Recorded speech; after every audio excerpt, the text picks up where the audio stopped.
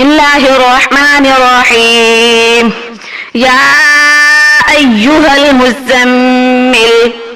قم الليل إلا قليلا نصفه أو ينقص منه قليلا أو زد عليه ورتل القرآن ترتيلا إنا سنلقي عليك قولا ثقيلا إن ناشئة الليل هي أشد وطئا وأقوم قيلا إن لك في النهار سبحا طويلا واذكر اسم ربك وتبتل إليه تبتيلا رب المشرق والمغرب لا إله إلا هو فاتخذه وكيلا واصبر على ما يقولون واهجرهم هجرا جميلا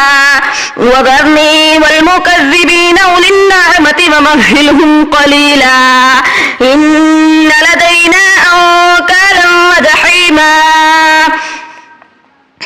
وطعاما ذا غصة وعذابا أليما يوم ترجف الأرض والجبال وكانت الجبال كثيبا مهيلا إنا أرسلنا إليكم رسولا شاهدا عليكم كما أرسلنا إلى فرعون رسولا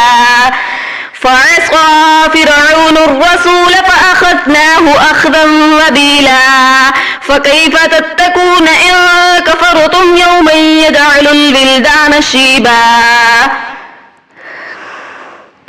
السماء منفطر به كان وعده مفعولا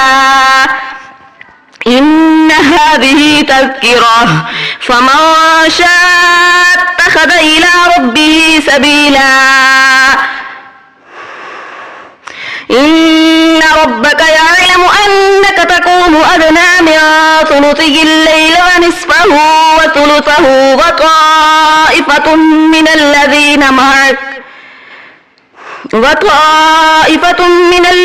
معك والله يقدر الليل والنهار علم أن لن تحصوه فتاب عليكم فاقرؤوا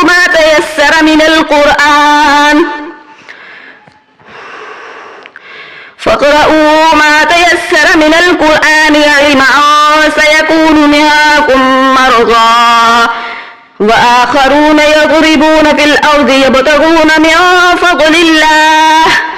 وآخرون يقاتلون في سبيل الله